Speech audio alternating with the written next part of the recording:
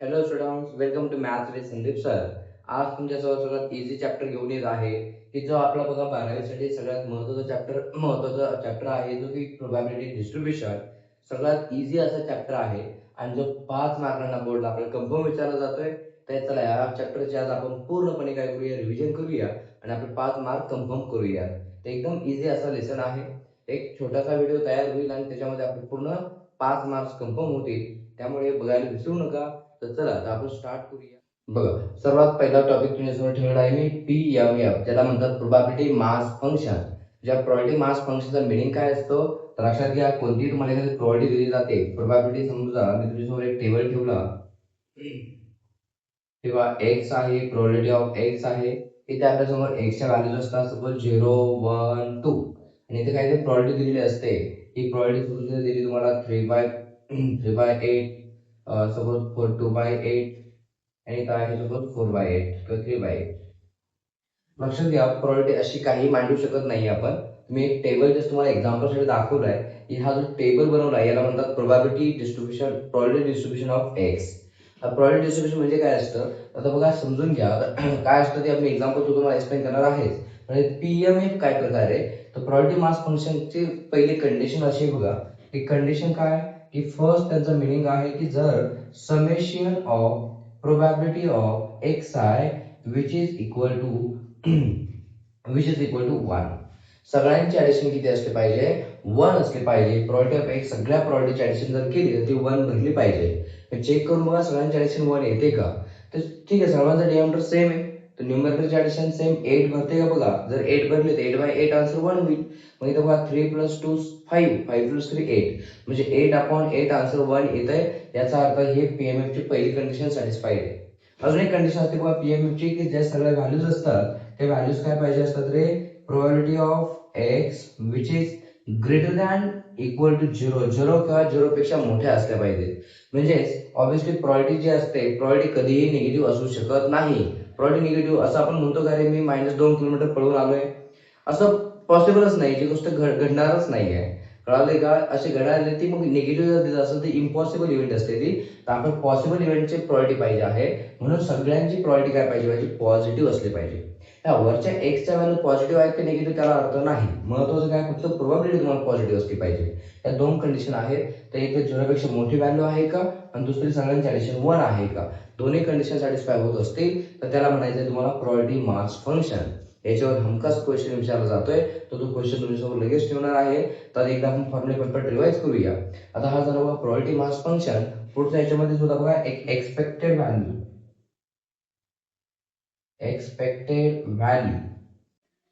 यामध्ये आपल्याला विचारलं जातं की एक्सपेक्टेड व्हॅल्यू काढा. एक्सपेक्टेड व्हॅल्यू काढायचं असेल, एक्सपेक्टेड व्हॅल्यूला मीन असं म्हणतात, हे लक्षात असू द्या. तर एक्सपेक्टेड व्हॅल्यू काढायचा फॉर्म्युला काय असतो बघा, तर समेशन समेशन नाही म्हणता येणार. हा, तर इथे सगळ्यांचे बघा एक्स आणि हा प्रोबॅबिलिटी ऑफ एक्स असते, दोघांची फक्त तुम्हाला करायची असते मल्टिप्लिकेशन, म्हणजे x into probability of x, x i into probability of x I. Summation असतं कारण सगळ्यांची तुम्हाला वरच्या एक्स आणि खालच्या प्रोबॅबिलिटी ऑफ एक्स यांचे मल्टिप्लिकेशन करत जायचंय, वरच्या आणि खालचे मल्टिप्लाय करत राहायचं आणि सगळ्यांचे ऍडिशन करत राहायचे बघा. म्हणून इथं काय असतं, summation of x i into probability of x i. I is equal to काय रे, 0 पासून तर n पर्यंत जेवढ्या काय व्हॅल्यू असतील तुमच्या तेवढ्या. ठीक आहे, हा फॉर्म्युला असतो तुमचा एक्सपेक्टेड व्हॅल्यू साठी. ठीक आहे, आता इथून पुढे आपल्याला अजून काय बघायचं, त्याचा मीन व्हेरियन्स काय काय असेल. आता मीन तर झालाच, व्हेरियन्स हा स्टँडर्ड डेव्हिएशन असतो. आता तुम्हाला याच्यात व्हेरियन्स जर विचारला तर फॉर्म्युलामध्ये थोडा चेंज काय, ए ऑफ एक्स काढला की ए ऑफ एक्स स्क्वेअर पण काढावा लागेल. ए ऑफ एक्स स्क्वेअरचा फॉर्म्युला काय, तर बघा समेशन तेच असेल, फक्त एक्सच्या ऐवजी काय एक्स आय चा square into probability of x I. म्हणजे फक्त तुम्ही काय करा, एक्स आय चा स्क्वेअर म्हणजे काय, या एक्स चा स्क्वेअर करून प्रोबॅबिलिटी मल्टिप्लाय करा. म्हणजे काय होईल, मल्टिप्लिकेशन होईल आणि सगळ्यांची काय करत राहायचे, ऍडिशन करत राहायचे पुन्हा. म्हणजे याने तुम्हाला ए ऑफ एक्स स्क्वेअर मिळणार. आणि एकदा ए ऑफ एक्स आणि ए ऑफ एक्स स्क्वेअर माहित झाले तर व्हेरियन्सचा फॉर्म्युला आहे variance variance of x is equal to e of x square minus e of x bracket square, हा त्याचा फॉर्म्युला असेल. ठीक आहे, हे माहिती असू द्या. हा झाला एक्सपेक्टेड व्हॅल्यू, हे झाला व्हेरियन्स. यावरून तुम्हाला दोन्ही व्हॅल्यू निघून जातील. हे झालं सगळं पीएमएफचं topic. PMF probability mass function कसं काढायचं सांगितलं मी, एक्सपेक्टेड व्हॅल्यू आणि व्हेरियन्स कसं काढायचं तेही सांगितलंय. आता पुढे जायचं पीएमएफ नंतर सोबत पीडीएफ. तर तोही टॉपिक लगेच बघूया. चला तुमच्यासमोर टॉपिक ठेवलाय बघा. आता कोणता पीडीएफ. पीडीएफ म्हणजे काय असतो, probability density function. Probability density function मध्ये तुम्हाला थोडे इंटिग्रेशनचा पार्ट आहे, यामध्ये ते इंटिग्रेशन यूज करावं लागणार आहे.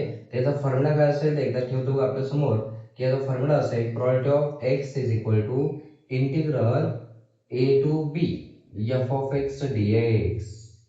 एफ ऑफ एक्स डे तुम्हाला एक एफ ऑफ एक्स फंक्शन दिलं जाणार आहे, त्याचं हे बघा तुम्ही इंटिग्रल काढणार आहे. आणि सगळ्यात महत्त्वाचा पार्ट बघा असा आहे की तुम्ही जे इंटिग्रल काढणार आहे तर या इंटिग्रल जे येईल बघा a to b f of x dx, याचं आन्सर जर 1 आलं, 1च यायला हवं, हा तुमचा मेन फॉर्म्युला असेल. याचा आन्सर जर 1 येत असेल तर त्याला म्हणायचं तुम्हाला it is a PDF. PDF म्हणजे हे प्रोबॅबिलिटी डेन्सिटी फंक्शन आहे. जसं तुम्हाला मी मगाशी सांगितलं, सगळ्यांची ऍडिशन जर काय तसं 1 येत असेल तर काय असतो तो पीएमएफ, प्रोबॅबिलिटी मास फंक्शन. ते समेशन म्हणजे ऍडिशनच, आणि इंटिग्रल म्हणजे पण ही ऍडिशनच असते बघा एक प्रकारे. तर हे सगळ्यांची ऍडिशन किती येणार, 1 जर येत असेल त्याला तुम्हाला काय म्हणायचं, हे डेन्सिटी फंक्शन आहे. कोणतं, प्रोबॅबिलिटी डेन्सिटी फंक्शन. झालं. मग पीडीएफ नंतर पुढचा पार्ट कोणता येतो, सीडीएफ. सीडीएफ म्हणजे काय होतं बघा, सीडीएफ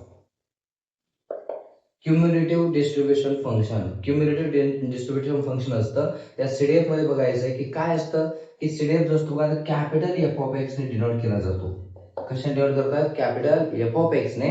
इंटिग्रल याचं त्याचं सेमच असतं, फक्त ते इंटिग्रल मायनस इन्फिनिटी म्हणजे लोअर लिमिट सेम असतं, जे असेल ते असेल, पण अप्पर लिमिट मात्र एक्स असतं, आणि ते एफ ऑफ एक्स डीएक्स. हे बघा तुमचा सीडीएफचा फॉर्म्युला आहे. आता सीडीएफ नक्की काय असतं, तर सीडीएफ फक्त मी तुम्हाला इथे एक्सप्लेन करेल. आता हा पीडीएफ तर झाला तुमचा, सीडीएफ दाखवतो बघा नक्की काय करायचं असतं. समजा हे बघा मी तुमच्यासमोर टेबल ड्रॉ केला. यात काय असतं बघा, हा पहिला एक्स आणि इथं प्रोबॅबिलिटी ऑफ एक्स आहे. इथे सपोज व्हॅल्यू घेतल्या मी 0, 1 आणि इथं 2 घेतली. इथे प्रोबॅबिलिटी आहे समजा आपण म्हणूया 1/8. इथं आहे सपोज 2/8. इथे आहे सपोज 7/8 किंवा 5/8. तर यात बघा हा जो प्रोबॅबिलिटी रेडी प्रोबॅबिलिटी आहे, तर याच्यावरूनच तुम्हाला काय करायचं बघा, सीडीएफ काढायचं आहे मला. हा काय पीएमएफ झाला तुमचा, काय पी ऑफ एक्स पर्यंत. मला कॅपिटल एफ ऑफ एक्स काढायचं म्हणजे काय, मला सीडीएफ काढायचं आहे. तर सीडीएफचं काय म्हणणं असतं, की तुम्ही जसं बघा आता जी पहिली जी प्रोबॅबिलिटी असते याची तशी तर कॉपी केली जाते बघा 1/8. पण मात्र पुढचं काय करतात, की जी पुढची तुम्ही प्रोबॅबिलिटी लिहिणार आहात, ती प्रोबॅबिलिटी लिहिण्याआधी ही 1 ची प्रोबॅबिलिटी काय येणार सीडीएफ मध्ये, तर त्याचं म्हणणं आहे की 1 आणि 0 दोघांची ऍडिशन करून लिहा. दोघांची ऍडिशन किती होणार बघा, 1 + 2 माझे 3 होणार, म्हणजे 3/8. जेव्हा मी आता इथली प्रोबॅबिलिटी लिहिणार तेव्हा काय होणार माझे, मी फक्त 2 ची प्रोबॅबिलिटी लिहिणार नाही, तर 2 च्या आधी जेवढ्या काय माझ्या प्रोबॅबिलिटी होत्या सगळ्या प्रोबॅबिलिटी ऍडिशन करून इथे लिहिणार.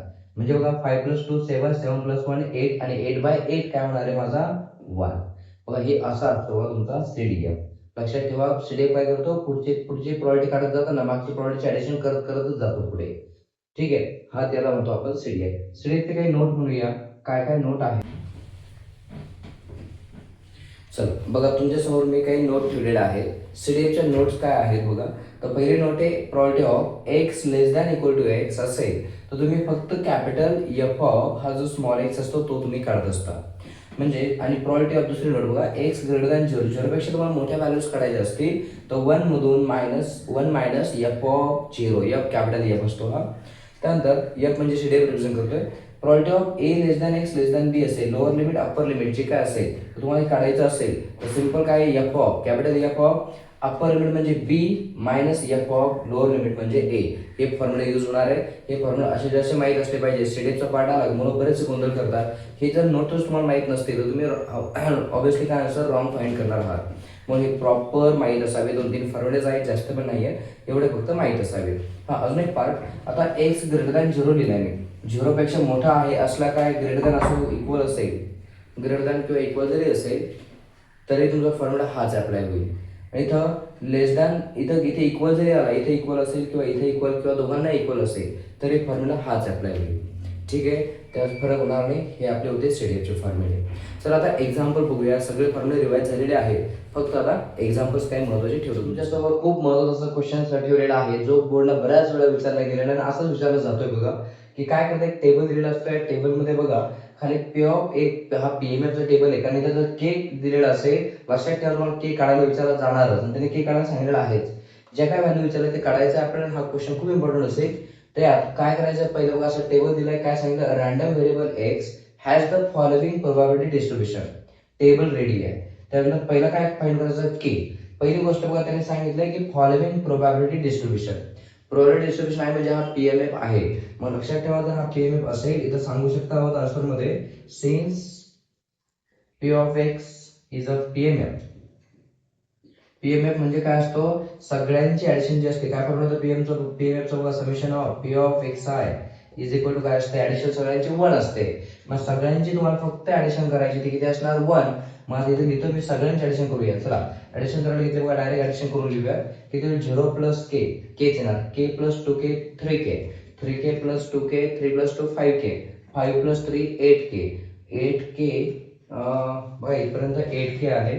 8k प्लस बघा हे के 8k प्लस के 9k के स्क्वेअर किती झाले बघा मोजा के स्क्वेअर किती त्यामध्ये हा एक k square 2k square k plus 2 3k square 3k square plus 7k square 3 plus 7 10k square.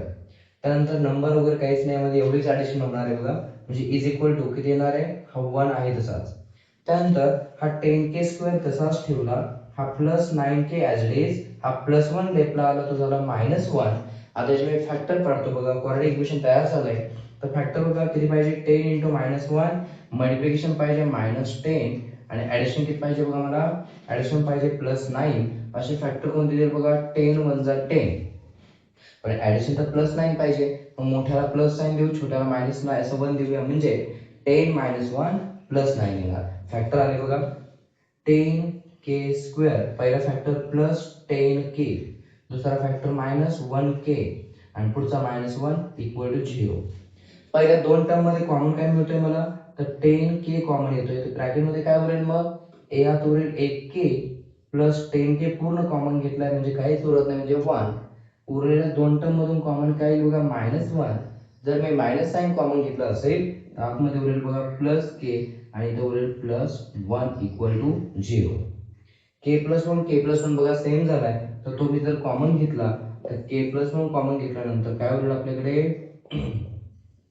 Bracket मध्ये उरेल बघा 10k - 1 10k - 1 इक्वल टू 0. आता दोन्ही साइड इक्वेट करा म्हणजे k प्लस 1 इक्वल टू 0 और 10k - 1 इज इक्वल टू 0. काय के ची व्हॅल्यू बघा +1 तिकडे गेला तर -1 और 10k इज इक्वल टू -1 तिकडे गेला +1 म्हणजे के ची व्हॅल्यू काय आली बघा 10 मल्टिप्लाय इकडे आलं डिवाइड म्हणजे 1/10. के ची व्हॅल्यू आली बघा 1/10 आणि इथे आली के ची व्हॅल्यू -1. पण लक्षात घ्या के ची व्हॅल्यू -1 आली आहे ही व्हॅल्यू ऍप्लिकेबल आहे का चेक करा. के बघा इथे येणार आहे आपला के प्रोबॅबिलिटी मध्ये आणि तुम्हाला प्रोबॅबिलिटी मास फंक्शन जर मी आधीच दिलं होता प्रोबॅबिलिटी नेव्हर बी निगेटिव्ह प्रोबॅबिलिटी निगेटिव्ह चालत नाही. जर के जर -1 झाला तर इथे प्रोबॅबिलिटी निगेटिव्ह होणार -1 मग इथे -1 आला तर पीएम होणार नाही म्हणून म्हणू शकता k which is not equal to -1 होऊ शकत नाही. तर के ची व्हॅल्यू कन्फर्म काय आली 1/10 झालं. बघा एक क्वेश्चन आपला सॉल्व्ह झाला. के ची व्हॅल्यू 1/10 आली. आता दुसरा क्वेश्चन घेऊ मग तिसरा घेऊया. के ची व्हॅल्यू काय 1/10 आलेली आहे मी इथे लिहून ठेवतो के माहित झाले आपल्याला 1/10. पहिला क्वेश्चन आपला सॉल्व्ह झाला तर सेकंड सोडवायला घेऊया.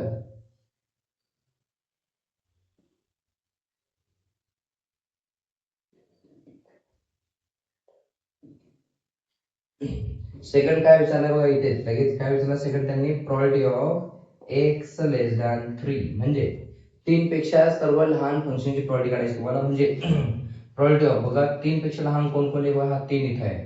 3 पेक्षा लहान म्हणजे सगळे इकडे आहे 3 त्यात येणार नाही कारण इक्वलचा सिम्बॉल नाहीये. 3 पेक्षा लहान म्हणजे 0 आहे म्हणजे probability of x is equal to 0 ची probability plus probability of x is equal to 1 ची probability plus probability of x is equal to 2 म्हणजे 0 ची 1 ची आणि 2 ची 0 1 2 यांची प्रोबॅबिलिटी येणार आणि त्या सगळ्यांची सम करणार आपण. चला आता सम करूया. प्रोबॅबिलिटी ऑफ 0 ची प्रोबॅबिलिटी किती आहे 0च आहे. 1 ची प्रोबॅबिलिटी किती बघा k आणि 2 ची प्रोबॅबिलिटी किती बघा 2k झाली. आता यांची ऍडिशन करून घ्या. किती ऍडिशन होईल बघा 2k प्लस k केला तर 3k होईल आणि k ची व्हॅल्यू आपल्याला माहिती आहे 3 into k किती मिळालेलं बघा 1/10 म्हणजे answer is 3 into 1 3/10. Second question सुद्धा आपला सॉल्व्ह झाला. यात काही शंका नसावी काही अडचण येत असेल तर मला सांगत चला. झाला हा पण सम सॉल्व्ह झाला मी लिहून ठेवला. आपला सेकंडचा आन्सर काय आलाय तर आन्सर आलाय बघा 3/10. आता उरला बघा थर्ड क्वेश्चन त्यातला तो पण लगेच सोडवून घेऊया. एवढं काय अवघड नाही फक्त ऍडिशन आणि सबट्रॅक्शन एवढे येत असलं पाहिजे मला वाटतं इझी पार्ट हा खूप दुसरं काय विचारलं, तिसरं ते probability of x greater than 4, 4 पेक्षा मोठी प्रोबॅबिलिटी पाहिजे. 4 पेक्षा मोठी बघा, आता 4 इथं आहे, 4 पेक्षा मोठी होत असेल, 4 त्यात येणार नाही कारण इक्वल सिम्बॉल नाहीये. 4 पेक्षा मोठा कोण आहे मग, 5 6 7, म्हणजे याचा अर्थ probability of x equal to 5, probability of x is equal to 6, probability of x is equal to 7. या सगळ्यांची प्रोबॅबिलिटी मला पाहिजे, सगळ्यांची ऍडिशन होणार. 5 ची प्रोबॅबिलिटी बघा के स्क्वेअर, 6 ची प्रोबॅबिलिटी 2k स्क्वेअर आणि 7 ची प्रोबॅबिलिटी 7k स्क्वेअर प्लस के. चला सगळ्यांची ऍडिशन जर केली आपण, 7k square plus 2k square, 7 plus 2 9, 9 plus 1 10, म्हणजे 10k स्क्वेअर प्लस के. यामध्ये कॉमन घेण्यापेक्षा एक काम करा, के ची व्हॅल्यू माहित झालेली आहेत, किती होती बघा, के ची व्हॅल्यू आपली 1/10. मग 1/10 जर मी ठेवला तर 1/10 चा स्क्वेअर काय होणार आपला 1/100, आणि के ची व्हॅल्यू 1/10 आहे तशीच ठेवली. पुन्हा कॅल्क्युलेशन केलं बघा, हा 10 चा हा भाग जाईल 10 आणि 100 ला, किती जे एक झिरो कट झालं, म्हणजे उरलं काय फक्त 1/10, आणि इथं पण 1/10. 1/10 प्लस 1/10 जर आपण ऍडिशन केली तर किती ऍडिशन होईल बघा, 1 प्लस 1 2/10. डिनॉमिनेटर सेम आहे म्हणून न्यूमरेटरची डायरेक्ट ऍडिशन झाली 1 प्लस 1 2/10. अजून भाग जाईल बघा, 2 1 2, 2 5 10. तर थर्डचा आन्सर पण आलाय 1/5. असा हा क्वेश्चन होता, दरवर्षी येतोय बघा, बऱ्याच वेळा, म्हणजे most of the years repeat झालेला आहे. म्हणून हा टेबलचा क्वेश्चन परफेक्ट करून ठेवायचं तुम्हाला. ठीक आहे, मला त्यामध्ये काय अडचण नसावी, असं टाईप सम आला तर तुम्हाला सोडवता यावं. आता तुम्हाला मी एक्सपेक्टेड व्हॅल्यू व्हेरियन्सवर एक सम घेऊन देतो, म्हणजे एक एक टॉपिक तुमचे 3 कन्सेप्ट जे आहे ते क्लिअर झाले पाहिजे. सम कशावर आला तर तुम्हाला तो जमलाच पाहिजे, ही माझी अपेक्षा असते, त्या हिशोबाने मी घेत असतो. म्हणून प्रॉपर बघत चला, प्रॉपर त्याची प्रॅक्टिस करत चला. एक टेबल मी सोडून दिलाय, एक टेबल तुम्ही एखादा घेऊन ट्राय करून बघा, म्हणजे तो एकदम परफेक्ट होऊन जातो. तर लगेच पुढचं बघा, तुमच्या समोर बघा टेबल मी रेडी केलेला आहे. काय विचारलं यामध्ये, find expected value and variance of the following probability mass function. Table दिलेला आहे, त्या टेबलवर तुम्हाला काय करायचं आहे, पहिला एक्सपेक्टेड व्हॅल्यू आणि मग व्हेरियन्स. तर मी एक्सपेक्टेड व्हॅल्यू काढायला घेतो. सगळे बघा 2-2 डिजिट मध्ये नंबर आहेत, मग तुम्ही एक काम करा, एक डिजिट मध्ये ठेवू नका, जेणेकरून कॅल्क्युलेशन त्रास व्हायला नको. मग 2-2 डिजिट मध्ये पाहिजे असेल तर एक झिरो फक्त द्यायचं, त्यावरती एक झिरो दिला, प्रत्येक नंबरचं 2-2 डिजिट तयार झालं. आणि हा प्रोबॅबिलिटी मास फंक्शन कशावरून करत असतं बघा, सगळ्यांच्या ऍडिशन किती आहे वर आहे चेक करून घेऊ शकता बघा. हे बघा 20 30 किती होतं 50, 50 प्लस 10 60, आणि 60 आणि 25 15 हे 40, 60 प्लस 40 100, 100 म्हणजे किती झाले बघा तुमचे 1 झाला, पॉईंट नंतर 2 डिजिट ना, तो 1.00 दॅट इज 1. चला आता आपण स्टार्ट करू. पहिला फाइंड करायचं बघा एक्सपेक्टेड व्हॅल्यू. काय फॉर्म्युला दिला चेक करा, तुम्हाला मी मागे दिलेला आहे. एक्सपेक्टेड व्हॅल्यू म्हणजेच काय असतो बघा, ए ऑफ एक्स, ज्याचा फॉर्म्युला काय होता बघा, summation of x i into probability of x I, याने फक्त मल्टिप्लाय करायचं आहे. आयच्या व्हॅल्यूज आहेत बघा -2 पासून तर 2 पर्यंत आहेत, काय असं सोडा ते महत्वाचं नाही, एक्सने फक्त प्रोबॅबिलिटी मल्टिप्लाय करायचं, लेट जायचं बघा. -2 इंटू 0.20, -2 इंटू 0.20 मी प्रॉपर लिहून दाखवतो, कुणाला अडचण नको. समेशन म्हणजे प्लस करत राहायचं. पुढचा -1 इंटू 0.30, त्यानंतर पुन्हा प्लस 0 इंटू 0.10, त्यानंतर प्लस 1 इंटू 0.15, त्यानंतर प्लस 2 इंटू 0.25. सर्वांची प्रॉपर मी फॉर्म्युल्यामध्ये व्हॅल्यूज टाकल्या. आता कॅल्क्युलेशन करा, -2 इंटू 2 -4 होणार, -0.40 म्हणूया. त्यानंतर इथं मायनस इंटू 0.30 -0.30 येणार, प्लस 0 इंटू 10 0 झाला, काही मिनिंग नाही. त्यानंतर इथे 0 म्हणतो, प्लस 1 इंटू 0.15 0.15 येणार, 2 इंटू 25 25 टू 50 म्हणजे 0.50. सगळ्यांची मल्टिप्लिकेशन झालेली आहे. आता निगेटिव्हची ॲडिशन करतो. -0.40 -0.30, 4 प्लस 3 7 म्हणजे -0.70 होती.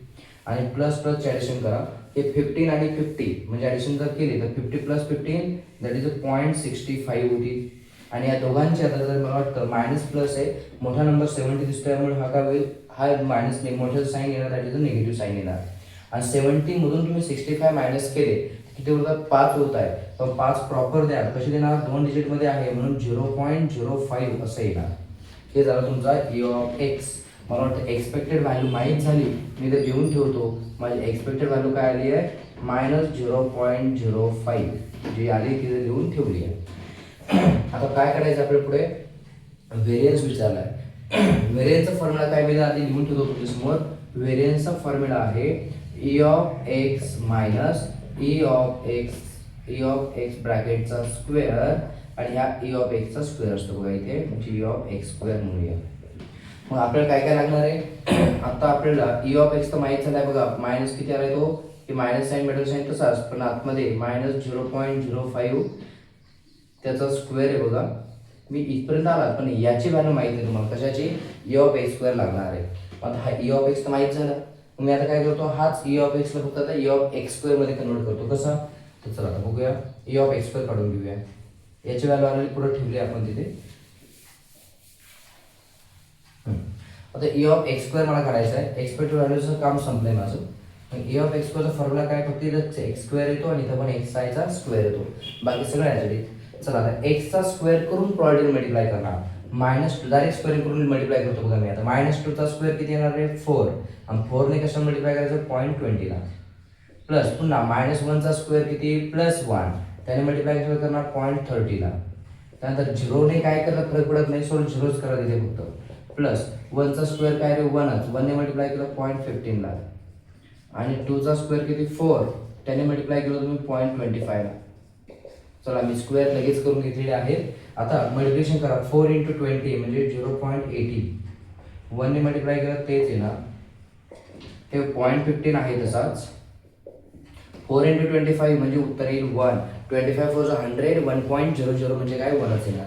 आणि ॲडिशन जर केली मी आता किती होईल बघा, हा 80 + 30 म्हणजे काय 110, 110 आणि 50 म्हणजे 125. 125 म्हणजे बघा 2 पॉईंट आहे, म्हणजे 1.25 झाली बघा याची ॲडिशन, 1.25 आणि हा +1 तसाच, म्हणजे 1 + 1 दॅट इज 2.25. याची पण व्हॅल्यू माहीत झाली, ज्या फॉर्म्युलामध्ये ठेवली बघा मी 2.25 इथपर्यंत आपण आलेलो आहोत. बस आता त्याचं फायनल कॅल्क्युलेशन करणार, मी आन्सर मिळवणार, म्हणजे माझा व्हेरियन्स काय येणार बघा फायनली, हा 2.25 तसाच ठेवला, मायनस किती बघा 0.05चा स्क्वेअर, 5चा स्क्वेअर किती असतो आपल्याला माहिती आहे 25 आहे, पण पॉईंट किती द्यायचे, तर पॉईंट नंतर 2 डिजिट होते, मग जर तुम्ही स्क्वेअर केला तर डिजिट दोनचे डिजिट डबल होणार, म्हणजे 4 डिजिट, म्हणजे पॉईंट नंतर 4 डिजिट आले पाहिजेत, दॅट इज 1 2 3 4, मग इथं पॉईंट येईल तुमचं. मग आता 2.25 मधून 0.0025 मायनस जर केले तर किती उरत आहे, त्याचे सबट्रॅक्शन करूया आपण बघा. 2.25 - 0.0025, इथं 25 नंतर काय असतं म्हणजे 0 असतात, मग याच्यातून 0 मधून 5 मायनस होत नसेल तर आपण याच्यातून बॉरो घेऊया. जसे इथे 5 येथे 4 राहतील, एक बॉरो दिलो 9 आणि 10 होतील. किती आले बघा, 10 - 5 म्हणजे 5, 9 - 2 म्हणजे 7, 4 as it is, 2 as it is, 2 as it is, म्हणजे 2.2475 दॅट इज आवर व्हेरियन्स. हा जरा आपला व्हेरियन्स जो त्या क्वेश्चनने विचारला होता. असा हा टेबल आहे, सांगितल्याप्रमाणे प्रॉपर ड्रॉ करा, स्वतःहून एक ट्राय करा, टेबल घ्या आणि स्वतःहून. आता यात तर रेडीमेड टेबल होता, कधी कधी क्वेश्चन दिला असेल तर क्वेश्चनवरून टेबल पण तुम्हालाच बनवणं आहे आणि तुम्हाला हे सगळी प्रोसेस पण तुम्हालाच करायची आहे. त्या टाईपचं क्वेश्चन घेऊन तुम्ही ट्राय करून बघा, कारण मी जे जे महत्त्वाचं ठेवतोय ते सगळं IMP आहे. मागचं फाइंड केचा आहे तो महत्त्वाचा टेबल, हा एक्सपेक्टेड व्हॅल्यू मीन व्हेरियन्स आहे महत्त्वाचं टेबल. आता तुमचं उरलेलं कोणता पुढचा पार्ट आहे PDF चा, त्याचे दाखवून देतो, ते इझी एकदम सिम्पल इंटिग्रेशन. चला पुढे जाऊया. तुमच्यासमोर मी PDF चा क्वेश्चन ठेवलेला आहे, ज्याला काही इंटिग्रेशन थोडी भीती वाटते. इंटिग्रेशन एवढं अवघड नाही, एकदम इझिली बस इंटिग्रेशन असतं.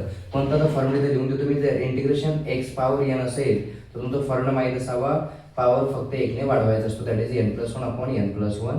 हा आपला इंटिग्रेशनचा फॉर्म्युला होता बघा. हा एक बेसिक फॉर्म्युला आहे. त्यानंतर जर इंटिग्रेशन ऑफ k असेल, k dx, तर याचं इंटिग्रेशन काय येतं kx + c. बस हे 2 फॉर्म्युले तुम्हाला माहीत असतील तर सॉल्व्ह होईल सगळं काही.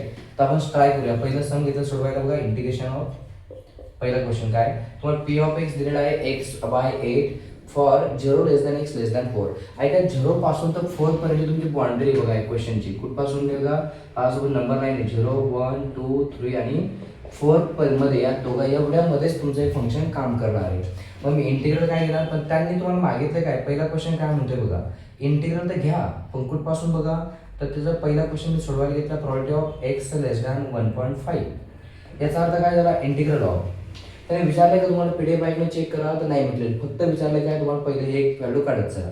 मग त्यांनी तुम्हाला मागितलं एक्सच्या व्हॅल्यू 1.5 पर्यंतच, म्हणजे 0 पासून, तर बघा 0 पासून 1.5 इथे येणार आपला, 1.5. मग तुम्ही लिमिट घेताना किती घेणार? 0 पासून तर 1.5 पर्यंत. मग इथं म्हणायचं 0 to 1.5 सिम्पल. आणि 1.5 पर्यंत पाहिजे तिथपर्यंतच द्या. फंक्शन आपला जो आहे तो p of x dx, f of x dx. मग इंटिग्रल 0 to 1.5 तसाच p f of x काय दिला बघा त्यांनी आपल्याला x/8 इंटू dx. हा आपण डिवाइडचा 8 तसाच राहील, फक्त x चा इंटिग्रल घ्यायचं तुम्हाला. x चा पॉवर काहीच म्हणजे किती आहे? 1 आहे. आणि x पॉवर यांचा फॉर्म्युला काय सांगितलं इंटिग्रेशनचा? पॉवर 1 ने वाढवायचा आहे म्हणजे n+1 अपॉन n+1. मग x चा पॉवर 1 आहे, 1+1 किती होतील बघा? 1+1 2 अपॉन 2. हा फॉर्म्युलानुसार मी इंटिग्रेशन घेतलं आणि डिवाइडचा 8 आहे तसाच डिवाइडेड ठेवू आपण, म्हणजे आहे तसाच. त्याचं लिमिट बघा तुमचं आहे तसंच घ्या 0 to 1.5. चला कॅल्क्युलेशन करायचं आपल्याला. x² अपॉन किती झाले हे? x² तसाच ठेवू. हे डिवाइडचा जो 8 to 16 आहे, हे 16 बाहेर लिहितो म्हणजे कॅल्क्युलेशन त्रास नको तुम्हाला. 0 to हे 1.5 ला तुम्ही फ्रॅक्शन पॉईंट कट करायचं असेल तर 1.5 ला आपण 3/2 लिहू शकतो का? चेक करून बघा. 3/2 ची डिव्हिजन जर केली तर किती येणार आहे? 2 ला डिवाइड केली 3 4 1.5 येतात. म्हणून मी इथे काय करतो? वरती 1.5 च्या ऐवजी काय करतो? 3/2 लिहितो, जेणेकरून पॉईंटचा त्रास कमी होईल. काय कसं लिहायचं असतं पॉईंटच्या फ्रॅक्शनमध्ये? डायरेक्ट एक पॉईंट 1.5 डबल करायचं, फक्त 1.5 चे डबल 3 आणि अपॉन 2 करायचं बस. चल आता upper limit minus lower limit. Upper limit जर टाकलं 3/2 चा स्क्वेअर होणार 9/4 मायनस लोअर लिमिट 0 टाकलं 0 चा स्क्वेअर होणार 0. म्हणजे आन्सर किती आला तुमचा याचा फायनल? बघा 1/16 तसाच ब्रॅकेटमध्ये आलाय बघा 9/4. मल्टिप्लिकेशन करा 9 1 जा 9 आणि 16 इंटू 4 64. झाला बघा पहिला क्वेश्चन सॉल्व झालं. आता सेकंड काय विचारलं तुम्हाला? फक्त लिमिट बदलायचं तुम्हाला. बघा पहिला सॉल्व झाला, दुसरा घेतो. प्रोबॅबिलिटीची व्हॅल्यू 1 पासून तर 2 पर्यंत. म्हणजे आता क्वेश्चन मध्ये काय चेंज करायचं मला?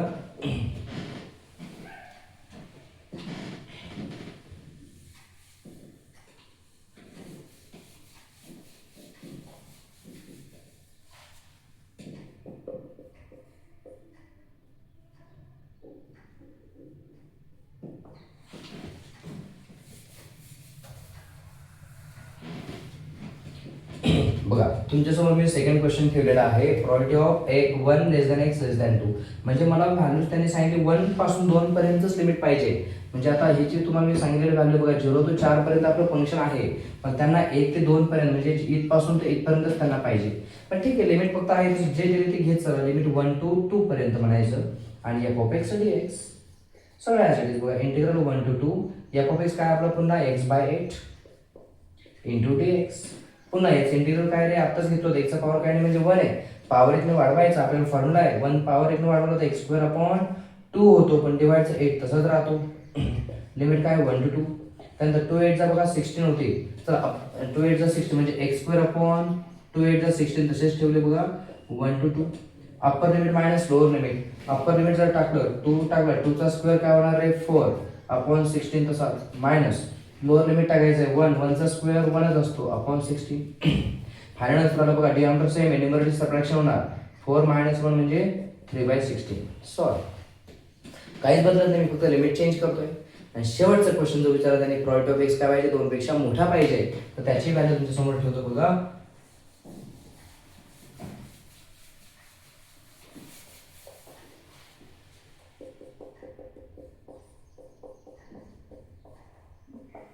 Probability of x greater than 2 2 पेक्षा मोठे व्हॅल्यू पाहिजे असेल तर लिमिट तुमचा कुठपासून कुठपर्यंत जाणार? तर 2 पेक्षा मोठा होणार असेल बघा इथे चेक कर नंबर 9. 2 पेक्षा मोठा होणार तर 2 पेक्षा मोठा कुठपर्यंत? 4 पर्यंत आहे. मग तुम्हाला लिमिट घेणं आहे 2 पासून तर 4 पर्यंत. लक्षात घ्या, जर एंड दिला नसेल तर आपल्या बाउंड्रीज एंड 4 पर्यंतच आहे, तिथपर्यंत तुम्ही जाणार आहात. Integral 2 to 4 f of x ची व्हॅल्यू काय बघा x/8. बस बाकी सगळं सेम आता सारखं केलं. x इंटिग्रल काय रे? पॉवर काय नाही म्हणजे 1 पॉवर 1 ने वाढवा x² अपॉन 2 होणार. हा 8 तसाच. Limit 2 to 4. अप्पर लिमिट टाकायचं आहे. अप्पर लिमिट टाकलं की त्याला 4 चा स्क्वेअर 16 डिवाइड 8 to 16 आहे मायनस लोअर लिमिट जर टाकलं 2 चा स्क्वेअर 4 अपॉन 8 to 16 आहे तसेच. डिनॉमिनेटर सेम आहे, न्यूमरेटरची सबट्रॅक्शन केली 16 - 4 म्हणजे 12 अपॉन 16. तिचा भाग गेला बघा 12 4 ने भाग द्या 4 3 जा 12 4 4 जा 16. हे झालं तुमचं थर्ड क्वेश्चनचंही आन्सर. अशा प्रकारे बघा sir most of the me cover केलेलं आहे. तरी यात काही शंका येत असेल, शंका वाटत असेल तर मला सांगा.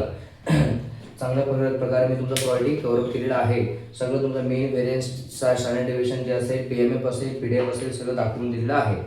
ठीक आहे. तरी अजून काही शंका असेल, वाटलंच काही अडचण आहे तर मला सांगा, त्यावर मी व्हिडिओ बनवायला तयार आहे. मी बनवत जाणार आहे. तुम्हाला जोपर्यंत मला मदत करता येईल तोपर्यंत मी तुम्हाला मदत करत राहणार आहे. ठीक आहे. तुमचंही काय काम आहे, तुम्ही पटपट बघत राहा, अपडेट राहा आणि मला सांगत राहा कुठे कुठे अडचण येत आहेत, कुठे कुठे नाही आहे. मी माझ्या पद्धतीने जसं बनवायचं त्या पद्धतीने बनवून टाकण्याचा प्रयत्न करतोय. ठीक आहे. तुमची डिमांड असणं गरजेचं आहे आणि त्या हिशोबाने मी तुमची डिमांड फुलफिल करायचा प्रयत्न करतोय. ठीक आहे. थँक्यू. भेटूया आपण पुढच्या पार्टमध्ये.